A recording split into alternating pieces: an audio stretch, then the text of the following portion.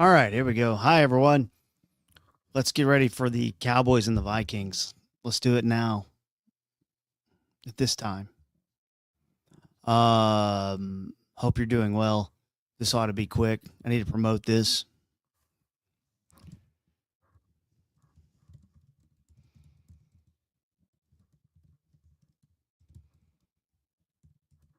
There we go. Got it out on Twitter. It's doing the thing. Cowboys Vikings tonight. Looking at the playoff picture now, after everything that's happened today, Cowboys did get a little help, I think. Panthers lost. I think that's good. I think a Packers loss probably helps the Cowboys a little, not really going to matter down the stretch. You got no help from the Eagles beating the Raiders and all that stuff. But kind of puts you still in a situation where right now, with the Panthers falling to 7-7, you could still jump ahead of them with a win tonight. The Lions have the Steelers next week. They still have some tough games. So the Lions lost to the Rams could help you a little bit. But, we're still thinking about the Eagles, I think, for the most part. Win tonight. That's, of course, the number one thing that matters. And you can win tonight because Minnesota is not that great. So a few things that we know. First of all, let's take a look at inactives and all that stuff just to make sure, there's any nice surprises on the injury standpoint. I don't believe there is. I can tell you that your first team linebackers tonight are Overshown, Logan Wilson, and Maris Leofau. So no Kenneth Murray, Logan Wilson, at least in the pregame warmups. So it looks like we'll see Logan Wilson starting on defense rather than Kenneth Murray. I think a lot of Cowboys fans are very happy with that because Kenneth Murray has not been good lately. But I don't know that Logan Wilson is going to be like way better. I want to take you to a tweet from my good friend John Machota of the One Star Cowboys podcast, just showing you tonight, and he called it one of the calmest Cowboys run-ins. Here's the people running into the game.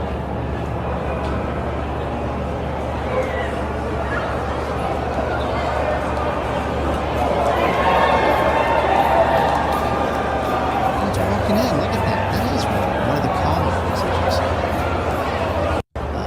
ones, So back to injuries, inactives, and all that stuff. Because they have released those. I just need to find them because I had it earlier pulled up, and that's my fault for not having it there. Here we go. Inactives. Jalen Tolbert, inactive. Jaden Blue, inactive. Tyler Guyton still hurt. We knew that was coming.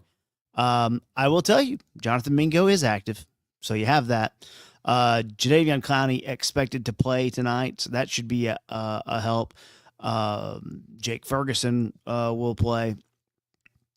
So everything good in terms on the injury front. Trayvon Diggs not playing. By the way, the breaking news, it's being reported across multiple outlets by a lot of people. They are saying that Micah Parsons did tear his ACL. So there you go. There's that. We don't love that. It's not something we love. Micah Hurt, let's answer some questions here. It's very possible. The Packers' schedule very tough, and that loss today, which they were ahead playing really well, and then within a span of about 10 minutes, Christian Watson and Micah Parsons get hurt. And I'll speak to you as a Packers fan. I'll tell you, didn't really care about the game. You're sitting there worried about the big picture stuff right then. So Packers will have to go to Chicago next week, then Baltimore after that, and then I think they get Minnesota to end the year. I think looking where Green Bay is right now, honestly, like 9-4-1, they need to win 2 of the next 3. I think you're going to need 11 to get in. Just looking at everything, and maybe there's a way that 10 could get you in. I think the Packers would probably have the tiebreaker over the Cowboys if it went there, but I'm not 100% sure on that. Meat, cheese, or ground beef, cheese, lettuce would be my standard. Now, if we're talking about doing some, other types of tacos, some El Pastor, maybe we're talking about something like that. I like that. I like all that stuff. We have some weird tacos, barbacoa tacos. Yeah. So your question, I need more on that question, but depending on what it is. A good old-fashioned gringo taco works for me, though. Yeah.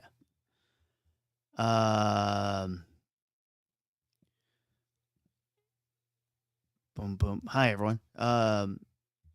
So, yeah, Michael Parsons out with a torn ACL. Trayvon Diggs not playing. I have a very unpopular Trayvon Diggs take that I probably shouldn't. I don't know. I think it's fine to do now. And I do think it's kind of weird how many times Cowboys fans will just kind of just ride with what the Jones family says and just be like, oh, that's fine. And maybe we're all just desensitized to it. So if that's the case, consider yourself forgiven. But like the Trayvon Diggs thing is wild because they signed Trayvon Diggs to a contract and then did not do everything they could to empower him and get him out there. Now, did Trayvon Diggs do everything he needed to do? Absolutely not. They were upset with how he rehabbed his knee the first time. So when they, fined him for working out in Florida, that's fine. But you know how many players don't work out at the Cowboys facility in the offseason? It's a lot of them, okay? A lot of them go do their own thing. An example of that's Micah a few years ago going to Austin. So, like, we it's not that big of a deal. But it was for them because they wanted to really watch over, even though Trayvon was documenting and was in touch with the Cowboys training staff the whole time. So, opening day of training camp, Jerry and Stephen Jones decide that they're going to get out their car and they're going to drive over Trayvon Diggs and Terrence Steele. So we're here and it sucks because I think everyone's unhappy with Trayvon Diggs right now, but he is under contract, right? Like he is under contract. You chose to pay him. So here's what I don't understand. It's like if you bought a new car, but it didn't work very well. So you got a mechanic over and he went to work on it. But then after that, it still wasn't working. What would you do? You would probably, maybe we get another mechanic over, or maybe we really try to find out. Maybe we try to work a trade with someone on the market. What the Cowboys decided to do on opening day of training camp was to pull down their pants and take a huge shit on that car. And that's just not something that anyone would normally do. You just wouldn't. But they did. And it feels like 100% of the fans have the Cowboys back on this. And can two things be true? I'm not making any excuses for Trayvon Diggs, but I'm just wondering, like, maybe, just maybe, there's a little more to the story than that, than he just is not trying. They signed a guy, chose to sign him, and then decided to take a crap on him. And that's just a weird strategy, and that's not good for anyone. The best case scenario for everyone is that he plays well, has some type of trade value, has some type of, value on the open market. He's not playing stuff, even though he says he's ready to play, is very weird to me. And I just think like everyone's like very quick to like judge Trayvon on this. And I think the Jones, we forget sometimes because I think it's because we're up their ass so much. We forget that we can still call out the Jones on things like that. Maybe you feel like another change. Yeah, Mahomes and Micah Parsons torn ACLs on the same day. And, to me, that takes the Packers out of the running as far as a top 4 team in the NFL. To me, that takes them out of it. The team we've slept on, I think, through all of this is the 49ers, who have had an easy schedule. I can't help but feel like the Bears are wired to go win a playoff game. I don't know if they will, but I think they're wired that way. They're going to play physical. They're going to run the ball and all that stuff, cold weather stuff. We know the Eagles can win games. They've looked bad, but we know the Eagles can win games. They played the Raiders today and looked great. So I feel like just looking at things, that the Micah injury is just, it's so brutal. In fact, here's where we stand. I can pull this up. I'm going to use the Athletic here. Boop, boop, boop, boop, boop, boop, ba-doop. That Panthers loss right there. I think the Lions still have 1, maybe 2 losses in them. I don't know if that's guaranteed that the Lions get to 10. So right now, the Cowboys' quest is to get to 10. I think they can get there. Can the Packers get there? I don't know. Packers Bears Saturday night is going to be a huge game. And at this point, because of the loss of the Broncos, if you're a Cowboys fan, you want the Bears.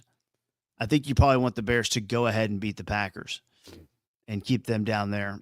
If I'm looking at the Cowboys, I want to look at the Lions real quick, though, because the Lions, they're not out of the woods here.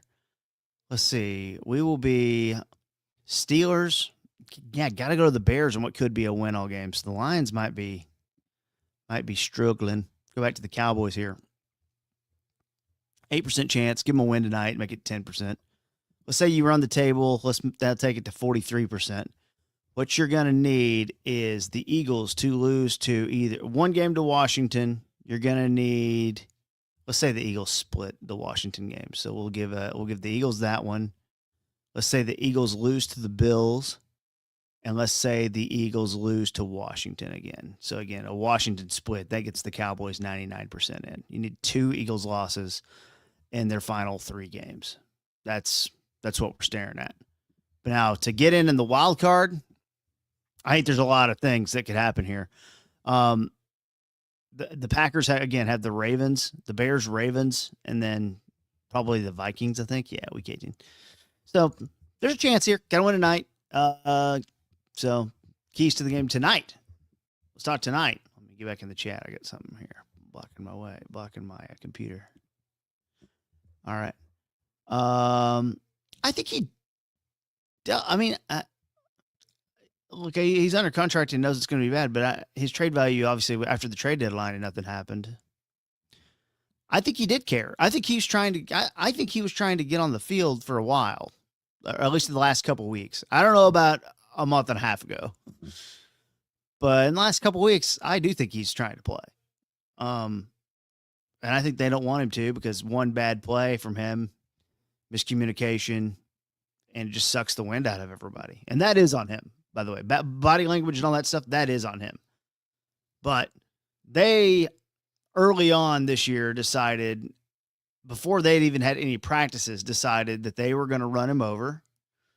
And then he ended up doing a joint interview with Micah, which was probably Micah's idea, but ended up doing that because, they ran him over.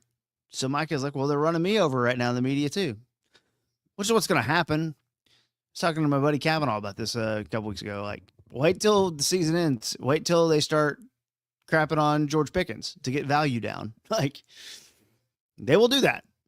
So tonight, quarterback, not very good. J.J. McCarthy only had 2 throws over 20 yards last week. They beat Washington 31-0 last week. That game was not close. You need to remember that. The game was, 14-0 midway through the third quarter. It was not some blowout. They didn't just dominate. I mean, they did dominate Washington, but it's not 31-0 like you think. It was still closer. The game was a little closer than I think people think for a while. Then it got, carried away at the end. Aaron Jones, every time he comes to AT&T Stadium, he has a hell of a game. His AT&T Stadium's stats are incredible. So, and the last thing, when you're talking about the defense and everything needs to happen, I think getting Clowney back should help get a little pass rush. Oh, another thing is, do not at all be surprised. Minnesota blitzes. It's what they do. So be watching for that. That's going to be a bad plan if you see it in the first or second quarter, a team on offense and the Cowboys look like they're not ready for a blitz. They absolutely should be ready for that. You can never be surprised. I think playing at home helps you a lot. The other thing I think I'd say is on defense, if you make J.J. McCarthy look good, then we know the defense is not as proven. I think we all got excited because you got Overshown back. You traded for Quinnen Williams and all these things. The truth is the defense has not improved that much. And blame that on Eberflus. Blame that on whatever you want to blame it on. They're going to need more bodies in there. They still need to cover better. You can't go let, J.J. McCarthy torch you. It's okay. This has happened a few times this year where quarterbacks who we thought were not that great really lit them up. J.J. McCarthy's a different story. He's not good yet. I'm not giving up on him. I don't think it's Christian Ponder. I don't think it's like a first-round pick that's just wasted yet. I don't think anything like that. But he has not played very well. and he has not thrown the ball down the field. And they had a plan for him to get rid of the ball last week. If he's throwing the ball down the field confidently with no pass rush and open receivers, it tells you that we were a little wrong on the defense. We're not there yet. There's a lot of work that needs to be done on the defense. So there's that.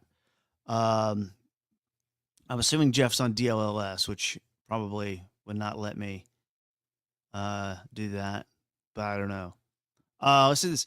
If it was me, I don't think he played hard all the time either. But again, if you went to like just a line of Cowboys fans, it would be like 9 out of 10 would take the Joneses side on this. And I think it should be like 50-50.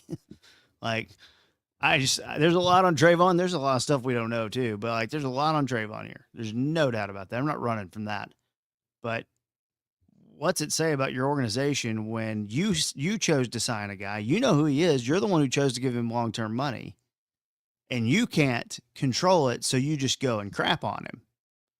What about getting the second or third mechanic over to try to fix the car? How is taking a shit on something a solution, I guess, is my question. Think about that. In life, when is taking a shit on something a solution? You'll find that the answer is probably never. Let's bandle up real quick while we're here. Might as well get one in. Kickoff 7:22 tonight, AT&T Stadium. We've been waiting all day for Sunday night. And 1972, here's the drums.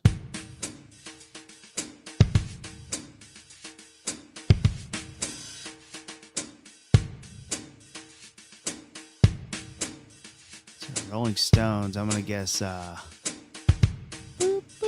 Sympathy for the Devils, I'm going to guess.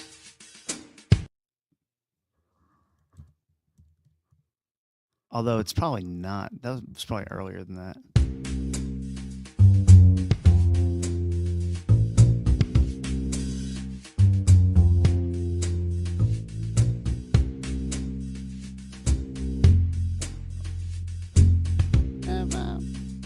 Like in a commercial all the time. Ooh. Oh, let me hear this one more time.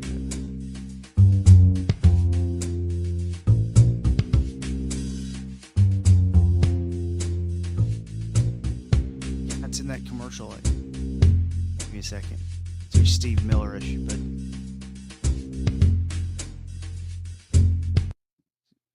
got it all right. Something feeling all right. Feeling all right. What's you feeling all right? You just know what I'm talking about, right? All right. Maybe it's that one. Nope.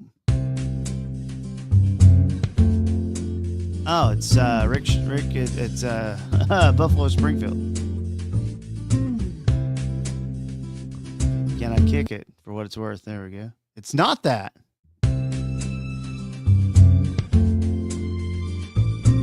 Oh, Walk on the Wild Side, Lou Reed. There we go. There it is. We knew we had it. Never a doubt.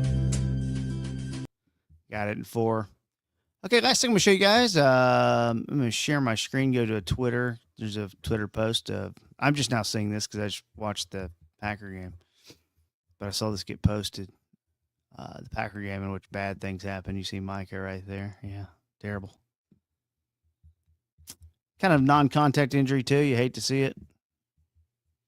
Micah was playing so good. Here's a playoff forecast right here. 91, 68, 7. So where are the Cowboys in? 13, 12, 0. That's pretty good. Pretty good data. I saw something from, we'll do a happen. Hey, my guy. Thought Ben posted this. Here we go. See. All right, let's see what happens. Special announcement. Let's see what the tweet says first. Special announcement about a special announcement. Okay, let's get this ready. Today, we make history.